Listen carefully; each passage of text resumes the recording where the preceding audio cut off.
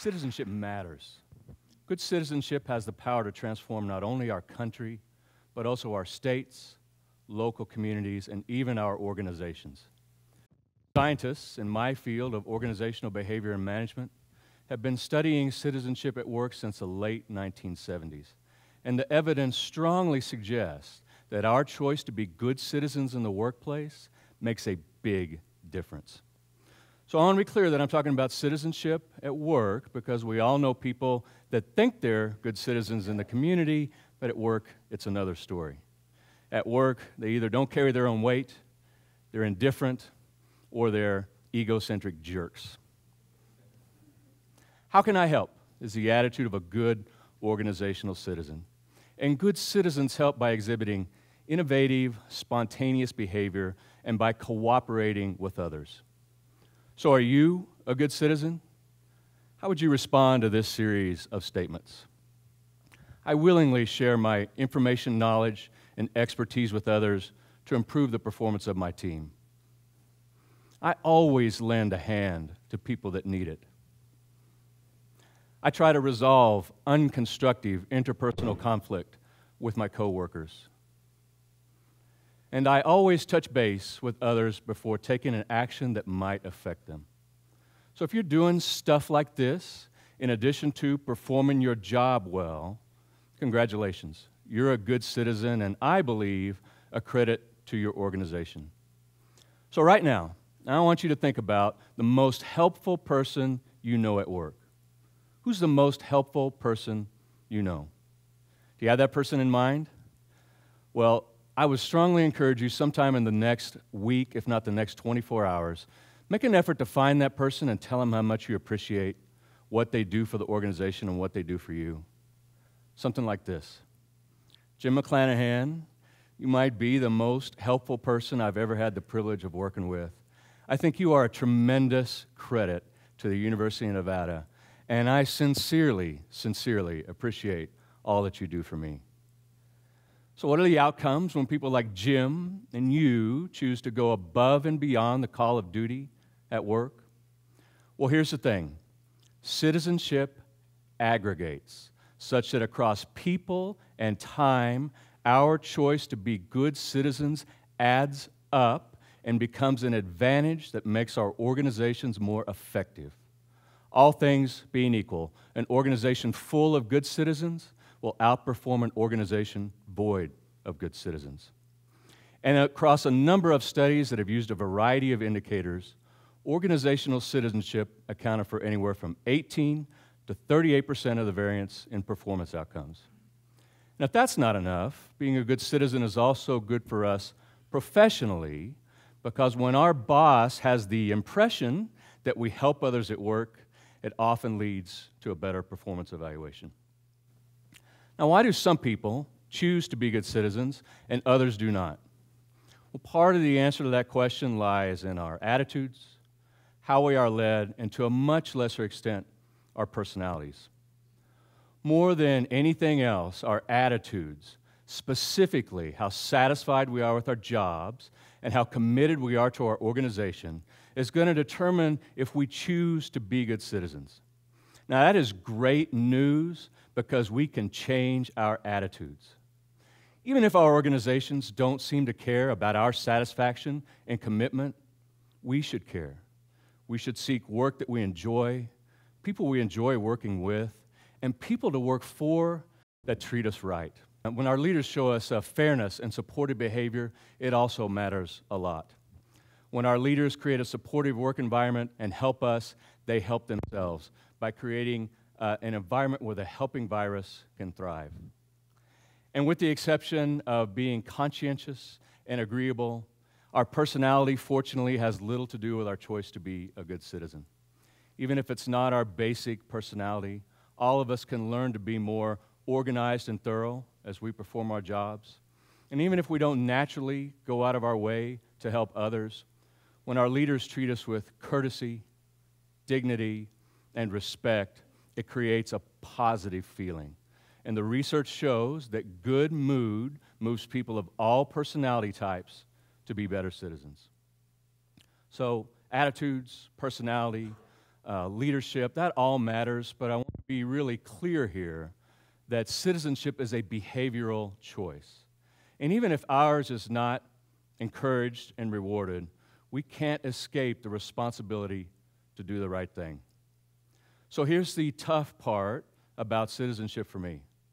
As I try to be a good citizen in my place of work, hardest thing I have to do is to be fair to people that aren't fair to me, to care about people that do not care about me, and to help people that I don't trust and in some situations barely like. But if we ever hope to become effective leaders, I think we must first choose to be good citizens. As we choose to help others in the workplace, we should do so in a way that makes them increasingly less dependent on our help. The goal should be to help them become autonomous, interdependent performers. So dependent people wear us out with repeated requests for help. Independent people wear themselves out by not asking for help when they should. Interdependent people are comfortable working autonomously, but they also know when and how to ask for help from others when it's necessary. So if we want to encourage interdependence on our team, we too must learn to ask for help from others in ways that ultimately makes us more able to perform our own job more autonomously. So Adam Grant is a professor of management at the Wharton School of Business, University of Pennsylvania. He's one of the most productive researchers in my field of organizational behavior. And Grant shows us in his book that when we help others at work, we create the powerful belief in them that they are worthy of our help. And when we genuinely ask for help and seek advice from others, in a very subtle way, we invite them to make a commitment to us. So asking for advice opens doors to influence. And the more influential we become, ultimately, the more helpful we can be. So the evidence also shows that if we want to be good citizens, we have to have a willingness to challenge. But challenge, absent helping, only goes so far. Helping actually enables challenging to have a more positive impact on the performance of our group. And the best challengers have a reputation for first being helpful. As we challenge, we have to be willing to risk disapproval, to express our beliefs about what we think is right for our team. We have to be willing to challenge the opinions of others that we think are leading us in the wrong direction. And we have to recommend changes to policies and procedures that keep us from doing our best work.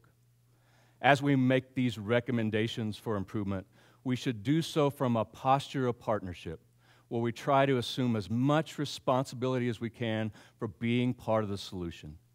Good partners don't dump. They don't wag their finger and say, "This sucks, and so do you." The rhetoric of the purposeful partner citizen sounds something like this. You know, this isn't working as well as it could be. I think these changes would be an improvement. Here's what I'm willing to do to help. So it really is time that we stop thinking about the success of our organization as somebody else's job. Our fundamental responsibility is to perform our assigned work with distinction. There really is no substitute for performance. And as we master our assigned work, we need to manage our time in such a way that we can partner with others to fix those crappy systems that constrain our performance. We also have a responsibility to care about the work we do, the people we do it with, and the people we do it for. There's just no substitute for caring. And if we see someone behaving unethically, we got to muster the courage to confront them, even if we stand alone. When we perform, care, and operate with integrity, we prove ourselves worthy of the trust of other citizens. So there's a lot of interest these days in employee engagement. So employee engagement is this idea where we try to help employees bring their whole heads, hands, and hearts to work. Engagement is such a sexy term, and the consultants are selling it like hotcakes in our organizations. I like engagement a lot, but I want you to know that the hype far exceeds the peer-reviewed scientific evidence. For organizational citizenship, there is no hype. We have 3 decades of excellent research that shows the power of helping behavior at work. I'm not really sure how to behave at work to satisfy the engagement gurus, but I am crystal clear about the importance of first doing my job as well as I can and then looking for ways to help my organization and my colleagues. I really wish our organizations would do a lot more to encourage and support citizenship at work. So for us who choose to ask what we can do to help, it really is true that in our hands rests the final success or failure of our course. But we are masters of self-deception, highly skilled at telling ourselves stories that make us feel good but simply are not true. Stories like, I could never make a difference around here. But our circle of influence is larger than we think. People are watching us, and it's our responsibility to craft the stories others tell about us. Those stories about our behavior have the power to change the culture of our organizations. So my challenge to you is to go forward from here and choose to behave in ways that will create stories of good citizenship. Because the evidence is very clear. If you do so, you can make a difference in your place of work. And when we choose to try to make a difference in the place that we work, we make a difference in the place that we live. Thank you.